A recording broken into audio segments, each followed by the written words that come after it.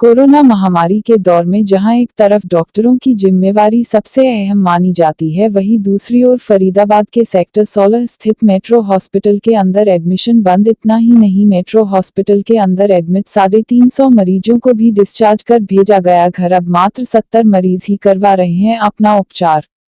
फरीदाबाद का metro hospital in दिनों सुर्खियों में है, क्योंकि इसी हॉस्पिटल के चेयरमैन और एमडी के बीच पिछले कुछ सालों से चला आ रहा विवाद जगजाहिर है। कुछ दिन पूर्व ही हरियाणा के मुख्यमंत्री मनोहर लाल खट्टर की अध्यक्षता में हुई एक बैठक के अंदर यह फैसला लिया गया कि पिछले सालों से जो विवाद चला आ रहा था उसको सुलझाने का एक प्रयास किया गया, जिसमें दोनों पार्टनरों के बीच एक एग्रीमेंट करार हुआ, जिसमें डॉक्टर पुरुषोत्तम लाल ने बोली लगाकर मेट्रो हॉस्पिटल को लेने की हाँ भरी। वहीं उन्हें अब निर्धारित की गई राशि समय पर डॉक्टर बंसल को अदा करनी है और उसके बाद डॉक्टर पुरुषोत्तम पूर्ण रूप से फरीदाबाद के सेक्टर 16 स्थित मेट्रो हॉस्पिटल के मालिक हो जाएंगे।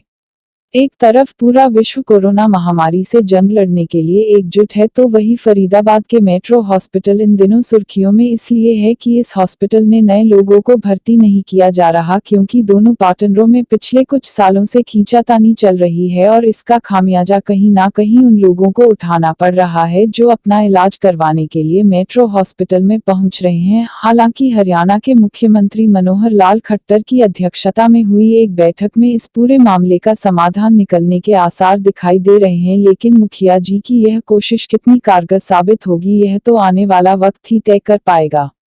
डॉक्टर साहब फरीदाबाद पहुंचे हैं, मीटिंग ली है, क्या रहा है मीटिंग में फैसले के बाद? अभी तो हम वैसे एक कर्टसी कॉल थी, मोर लाइक दैट, और डेली आया करेंगे। तो आज भी आए।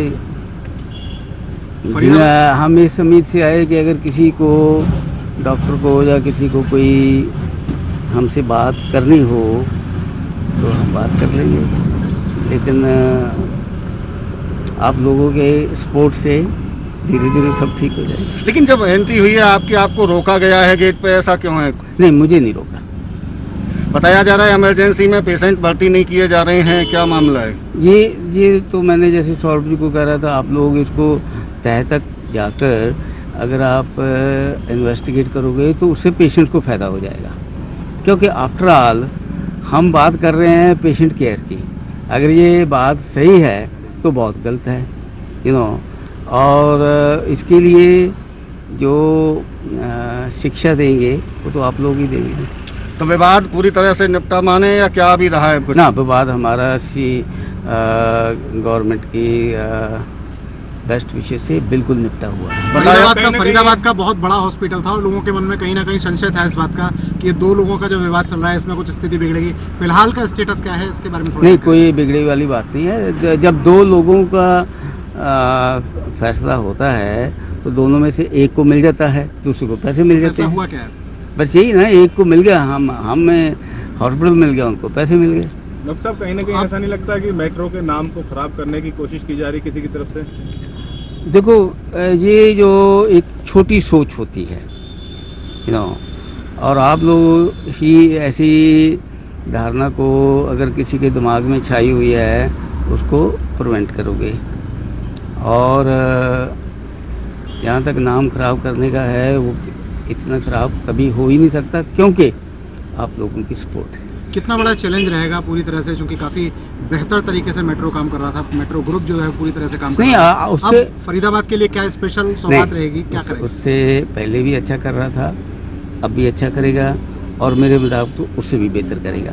बाकी टाइम बताएगा। फरीदाबाद के लोगों के लिए क्या सौगात रहेगी, क्या मैसेज देना चाहेंगे फरीदाबाद के लोगों के लिए कि क्या? फरीदाबाद के बारे में हम यही बताना चाहेंगे लोगों को कि हमारा जो गोल है बाकी ग्रुप में भी एक क्वालिटी को मेंटेन करना है, अफोर्डेबिलिटी को मेंटेन करना है। ये दो मेरे बिंदु हमेशा रहे हैं।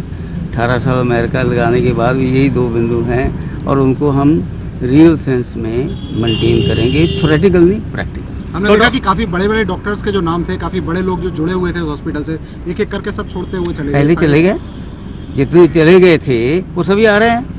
अच्छा, क्या मान के चलें आप जो पद्मश्री डॉक्टर हैं हार्ट के, वे फरीदाबाद में इलाज करते हुए दिखेंगे डॉक्टर लाल? नहीं, हम तो देखो परम भूषण विभूषण विभूषण वो तो कोई फ़र्क नहीं, सभी कुछ है, लेकिन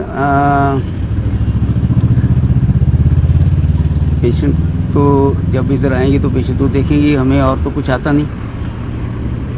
एक ही चीज़ आती है, टू सी द पेशेंट। आएंगे, पेशेंट देखेंगे, ट्रीटमेंट वो भी करेंगे, सब कुछ जो भी है करेंगे। तो फरीदाबाद आपका बैठना रहेगा, कितना बैठना रहेगा, कैसे देखेंगे सिस्टम को? आप जितना आप प्यार दोगे उतना बैठ जाएंगे। ठीक है चलिए, बहुत बहुत शुभकामनाएं। मरीज जो चलिए, उनको बता दिया उन्होंने। अभी तक तो उन्होंने कोई पेमेंट, कईयों को तो वो ये कह रहे हैं मैंने पेमेंट पूरी कर दी है, जबकि एक पैसा भी उन्होंने अभी पेमेंट नहीं किया है। तो डॉक्टर साहब, नए एडमिशन नहीं ले जा रहे, नए एडमिशन इमरजेंसी भी सेवाएं बंद कर दी गई हैं आपके हॉस्पिटल में। लोग कहते हैं कि ऊपर से ऑर्डर है, जब तक कोई कैश में ही सिर्फ बिलिंग करेंगे। क्योंकि डॉक्टर लाल के रिप्रेजेंटेटिव यहाँ बैठते हैं, नॉमिनी बैठते हैं और उनके असिस्टेंट बैठते हैं। उन्होंने ये कहा है कि कोई भी हॉस्पिटल का अगर लॉस होता है, नॉन रिकवरी होती है, तो वो डॉक्टर बंसल की जिम्मेवारी होगी, तो मैं वो जिम्मेवारी नहीं ले सकता। अच्छा, 350 पेशेंट थे, अब 70 पेशेंट बचे हैं हॉस्पिटल में। अगर वो वो भी सारे के सारे- अगर डॉक्टर लाल ऐसे ही डिस्टर्बेंस पैदा करेंगे तो हॉस्पिटल में ये जो थोड़े बहुत पेशेंट है ये भी आने बंद हो जाएंगे। क्योंकि यहाँ पे हमने एक प्रिंसिपल, हमारे अपने प्रिंसिपल्स हैं कि हम अपने पेशेंट को इलाज करेंगे तो ढंग से करेंगे, और मैं जो पेशेंट गरीब है उससे मैं जबरदस्ती पैसे तो ले नहीं सकता। डॉक्टरों को भी कहा जा रहा है कि आप यहाँ से चले जाइए, कुछ इस तरीके नहीं, हमने तो ऐसा, मैंने तो नहीं कहा, उनके आदमियों ने कहा हो। तो क्या डॉक्टर लाल को या उनकी टीम को यहाँ इलाज करने की हमें अनुमति मिलेगी?